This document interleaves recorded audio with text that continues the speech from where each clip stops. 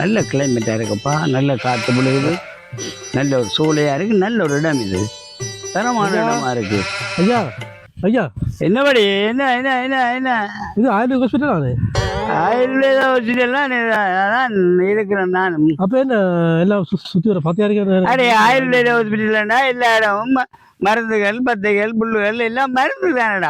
ஐயா உடம்புல ஏன்னா வரைக்கும் காய்ச்சல் தடம்பா இருக்கு, மருந்து கொஞ்சம் தரையிலுமா உங்களால்? அடே இவ்வளவு தானே, நீ ஒன்னும் யோசிக்காத, உனக்கு உடனடியா சுகமாக மருந்து இருக்கு. நான் சொல்றது நீ இப்ப செய். அந்த மாதிரி பூந்த மண்டையை ஒன்று பூத்து இருக்குல்ல, அதுல 3 டே விடுங்கோ. அதுல பிடிங்க நீங்கப்பா, நான் மிச்சத்தை சொல்றேன் உனக்கு.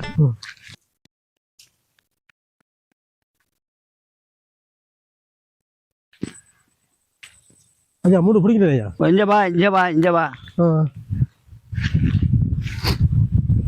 இந்த மாதிரி அந்த கொடி விரிச்சான் இருக்கு, அதுல அந்த கொடி விரிச்சான் ஒரு 2 அப்படிங்க, 2 காணும். அதில் பெரிய அப்படிங்க, அதில் 2 விடுங்க பெருசா.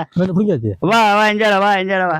2 நல்லா உண்டா காய்க்கு பாப்போம் போட்டு, இப்படி நல்லா காய்க்கு போட்டு டக்குன்னு பாய்க்கு போட்டு விடுங்க இவிட. அப்படி விடுங்க. கடுமையா? ஹலோ டாக்டர் வாரீங்களா டாக்டர்? நீங்க டாக்டர் இல்லையா? நானும் முன்ன மாதிரி மருந்தருக்கு தானே வந்தேன் நான். அப்ப இல்ல இல்ல எப்படி சாப்பிட சொன்னீங்க?